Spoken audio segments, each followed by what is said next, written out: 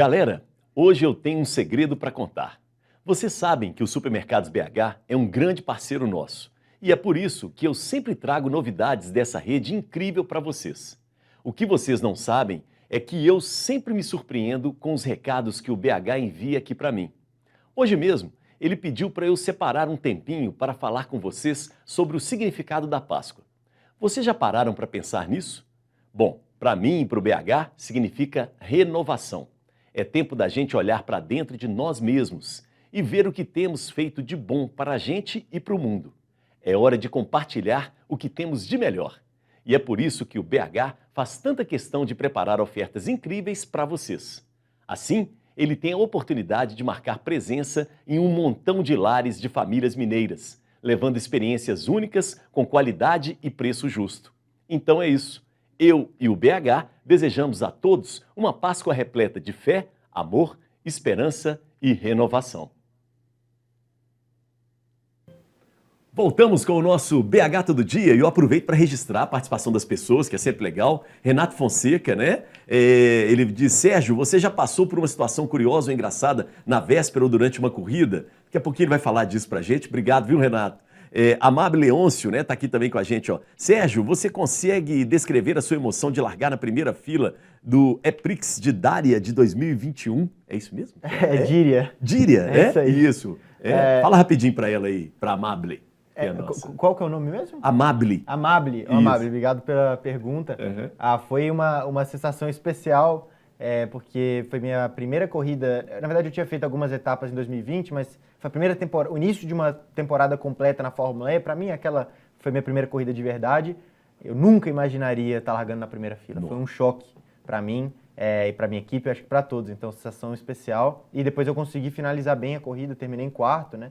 Então, larguei bem, fiquei em terceiro ali com os ponteiros. Depois, durante a corrida, o carro foi perdendo um pouco de rendimento. A gente teve uma deficiência de energia comparado a algumas outras equipes durante a temporada. Mas naquela corrida não foi um problema tão grande. A gente teve o melhor resultado da temporada. Foi logo na primeira etapa. Parabéns, inesquecível. Foi inesquecível. Muito bom. Deixa eu aproveitar aqui, tem a turma dos blogueiros, cara, é muito legal, que estão participando aqui, o blogueiro de 0 a 100, né, que é o Renato Paris. Renato Paris, um abraço, um beijo para você, Renato, meu colega dos veteranos de basquete, muito bacana, jornalista também. E ele veio aqui, ó, Serginho, como o kart te preparou para ser um piloto melhor? E ele pede uma outra dica sua que é interessante. Sérgio, qual a dica você dá para uma pessoa que gosta de pilotar kart, mas que não cabe no kart? Ele tem 1,97 m, o Renato Paris é grandão, assim. Não dá, né? No kart fica difícil. Né? Essa dica, eu não sou a pessoa mais certa para dar essa dica, porque eu tenho 1,70 m. Eu posso falar dela. Pode isso, Renato? Vamos lá então.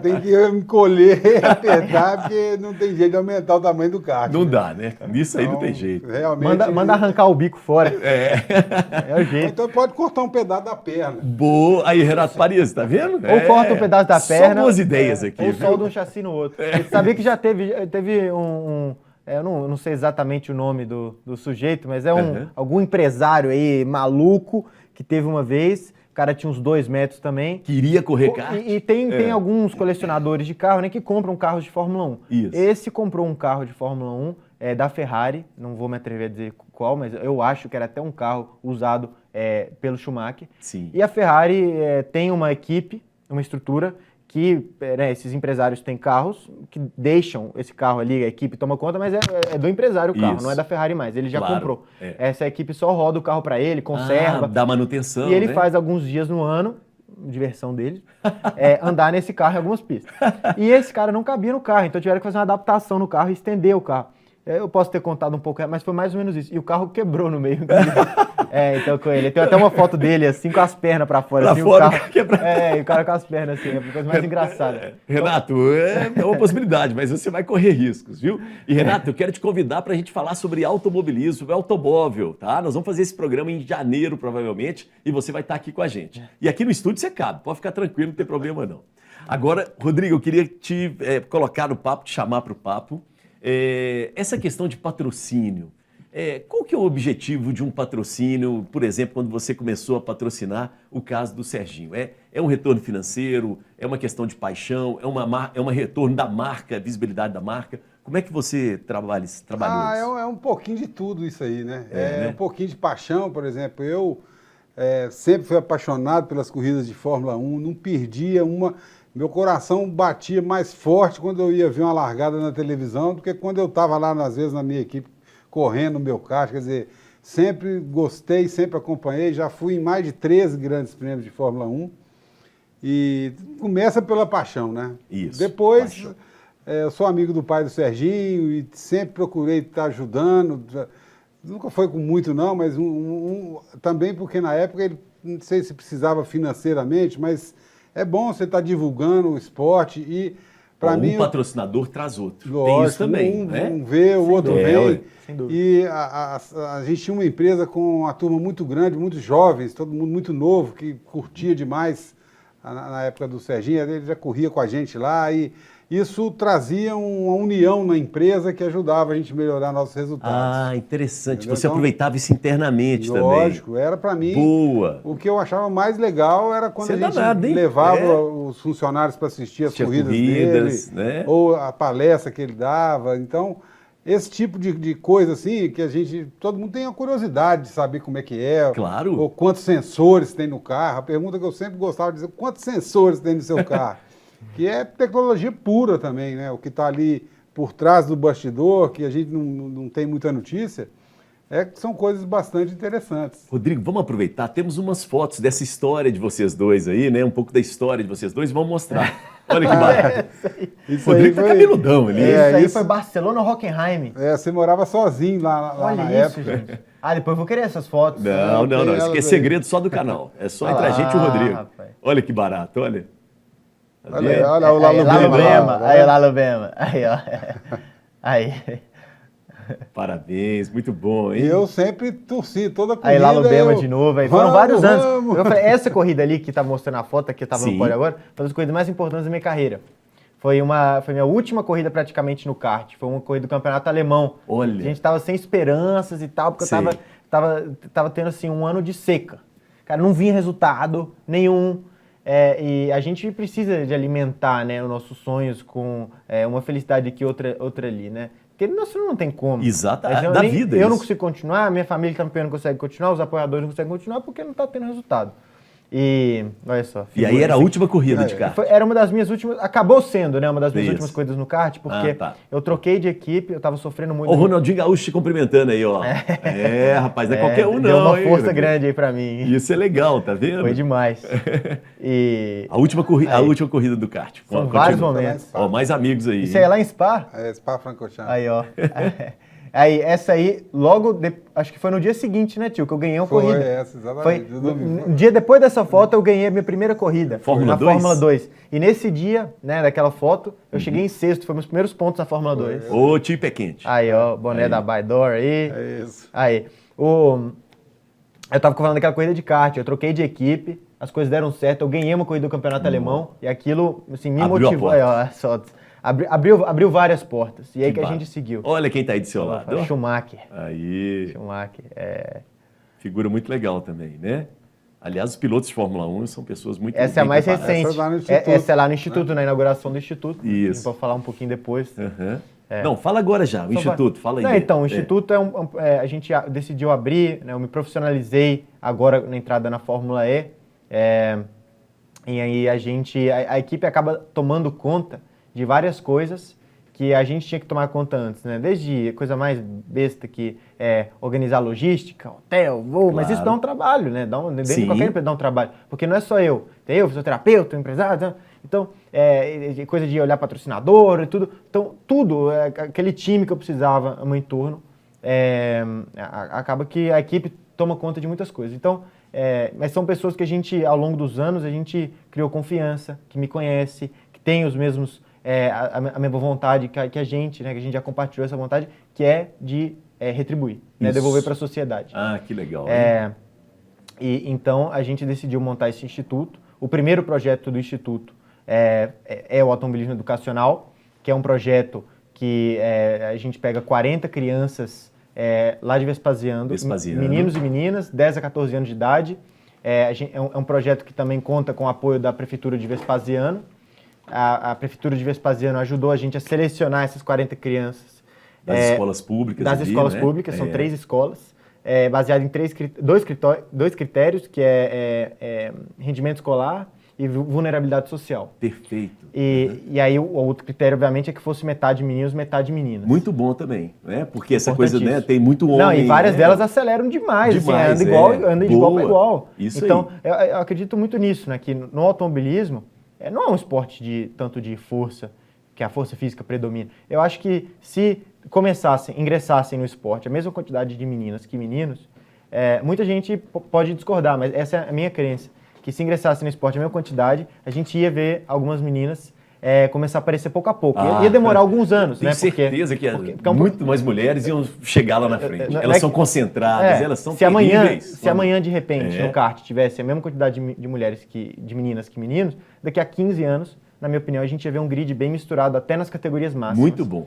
Então, esse é o projeto ali. Esse é o nosso projeto. E lá também a gente tem aulas teóricas sobre kart, que teve que explicar bandeira, tudo sobre pista e tal, não sei o quê. E as aulas práticas. E também acompanhamento psicológico dessas crianças. A gente faz acompanhamento psicológico em grupo e também específico de cada uma, né? Também com os problemas que elas têm em casa e tudo mais. E aí, com o passar do tempo, fica repetitivo as aulas teóricas, porque elas já sabem quais são as bandeiras, já sabem quais são as regras. Isso. E agora a gente vai substituir essas aulas teóricas com aulas de mecânica, de nutrição. Que barato. E tudo mais. Então a gente está fechando uma parceria com uma universidade aqui da região que vai tá levando lá 2 professores e a gente vai introduzir matérias relacionadas ao esporte. Né? Eu dei o exemplo de mecânica e nutrição porque são 2 matérias que têm a ver. Então, parabéns, são turmas de 12, são ciclos de 12 meses. Tá, ciclo de 12 meses. 12 meses, então essas crianças, 2 vezes por semana. Então, muito bom. Instituto Sérgio Sete Campos. E o projeto Automobilismo Educacional. Automobilismo Educacional. Poxa, fabuloso. Parabéns, viu, Serginho? Muito obrigado. Muito bom. Agradecemos todos, né, a sociedade toda. E agora tem mais surpresa para você aqui. Vamos soltar o vídeo aí, maestro. Vamos lá. Bem, queria mostrar para vocês aqui, ao fundo do Interlagos, onde tivemos piloto Sérgio 7, várias vitórias. Começamos aqui o aprendizado com ele no kart. Ele passou pela nossa equipe, foi fantástico o trabalho dele. E agora, sabendo a posição, aonde ele chegou, e conquistar tudo que ele já conquistou, nossa, é uma honra de participar, ter ele como amigo, como pessoa. Deixa muita saudade aqui e toda vez que ele vem para São Paulo, aqui está aberto para ele fazer os testes, dar uma treinada. Parabéns e bom desempenho aí no futuro. Valeu. Falamos de professor, Sabiá. Esse é o professor Sabiá. Exatamente. Conta a história dele contigo. Eu tive 2 grandes professores específicos, né, do kart, né? Isso. O primeiro foi aqui em Belo Horizonte, na verdade, que foi o Davi. Me ensinou tudo no início. E depois minha carreira foi desenvolvendo, eu fui competir em São Paulo, que é o centro, né, de atividades aqui no Brasil, no kart, né, onde tem todas as corridas. E aí eu corri lá com o Sabiá, que é um paizão, dá pra ver pelo vídeo. Às vezes dormia lá na casa dele, com os filhos dele, outros pilotos, e ficava lá, passava o mês inteiro treinando, porque tinha competição importante e tal. E o Sabiá, a dona Silvia, que é a esposa do Sabiá, cuidaram de mim como um filho. E eu sou muito grato a ele e todos da equipe Sabiá Racing, que é a equipe de kart que eu disputei a grande maioria dos meus anos aqui no Brasil, né, no kart, foi com eles. Muito bom. Então, mas como eu disse, também teve o outro mentor aqui de Belo Horizonte, que foi o Davi, professor que eu também sou muito agradecido, ensinou tudo na Center Kart, aqui de Belo Horizonte mesmo, e eu também competi vários anos pelo Davi. E me conta a questão de patrocinadores, né? Já que o Rodrigo, né, a gente trouxe ele por conta disso, como é que é para conseguir patrocinador atualmente para você? Você tem que ir atrás também, ainda é uma luta com relação a isso, hein, Serginho?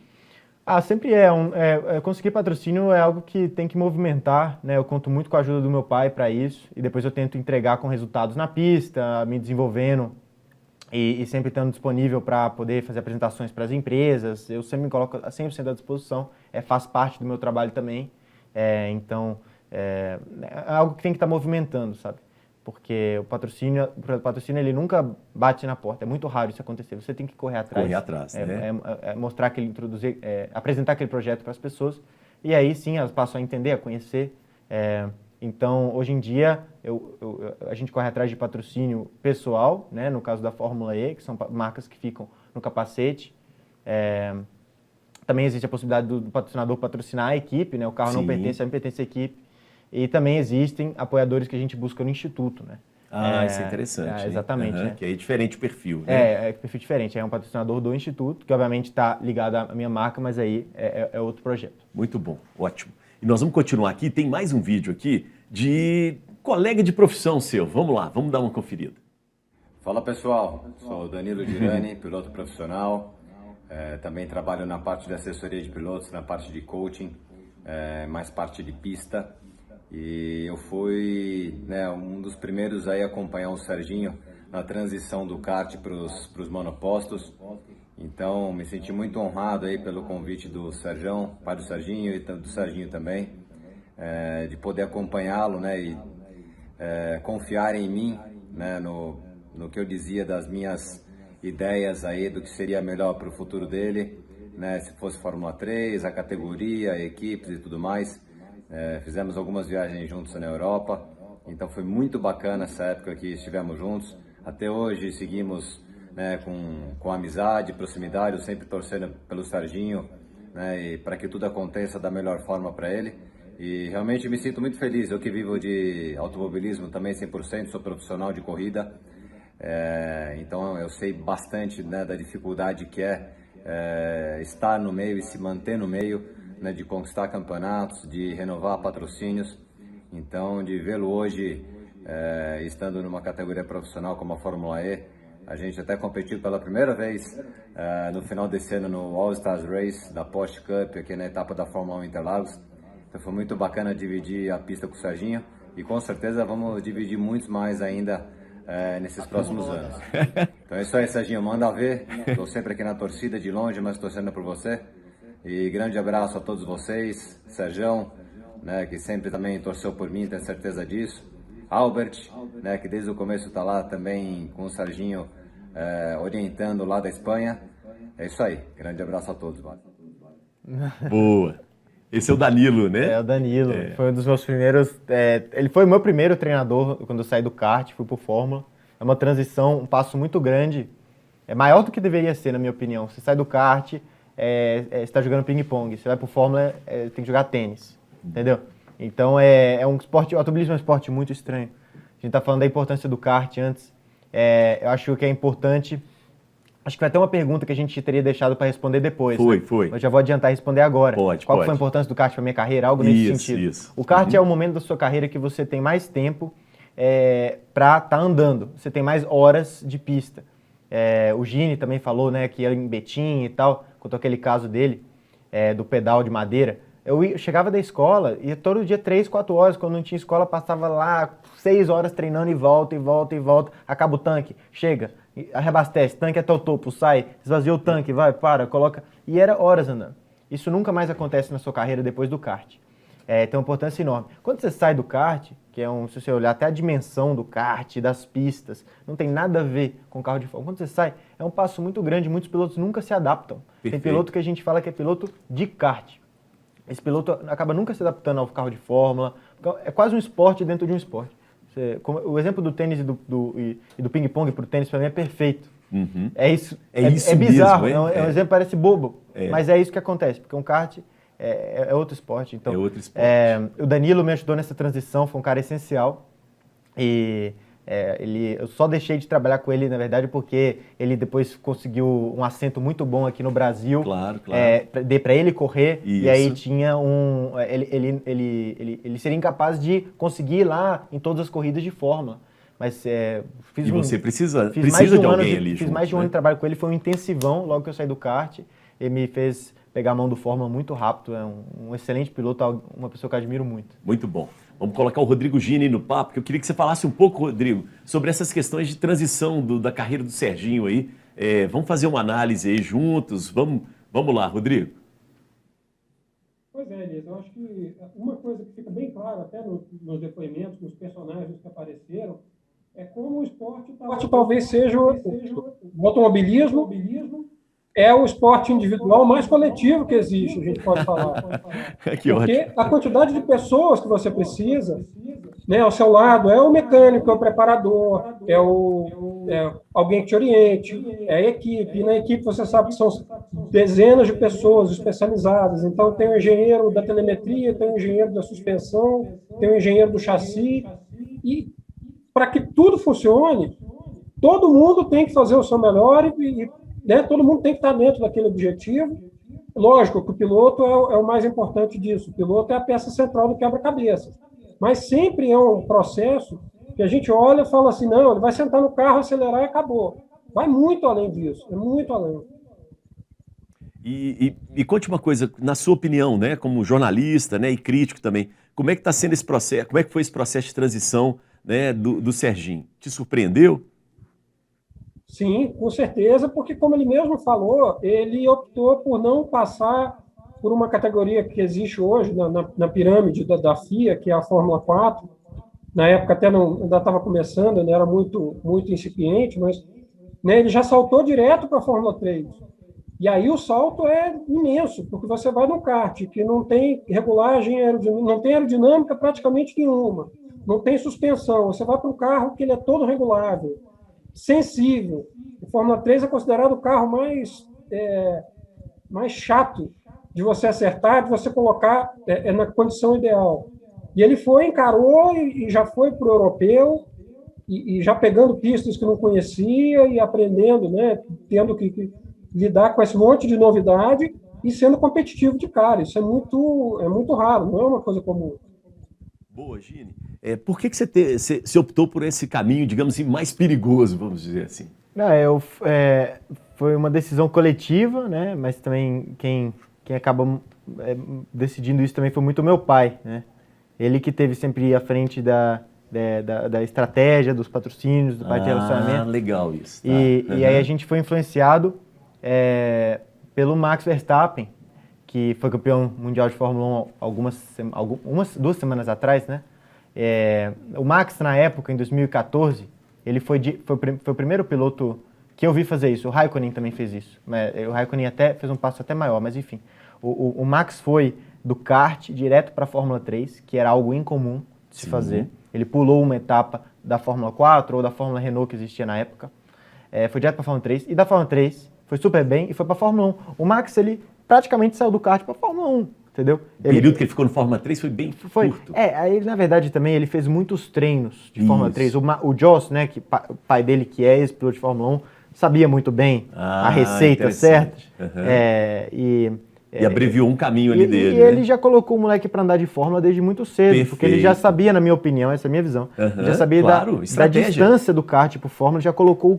Então o Max foi andar de Fórmula 3, apesar de novo, o cara é um super talento, mas ele tinha muitos quilômetros já rodados no carro de Fórmula. Então ele conseguiu fazer esse passo para a Fórmula 3, deu super certo, foi para a Fórmula 1 praticamente no ano... Não, praticamente não, foi no ano seguinte. Em 2015 ele era um piloto de Fórmula 1. Então seu pai também sacou isso, assim, olha, teve esse exemplo aqui. Mas foi mais uma onda que a gente quis surfar, porque assim como eu, vários outros pilotos fizeram. Uma oportunidade que apareceu. Uma oportunidade, a gente falou, olha, o Max está fazendo isso, meio que todo mundo copiou.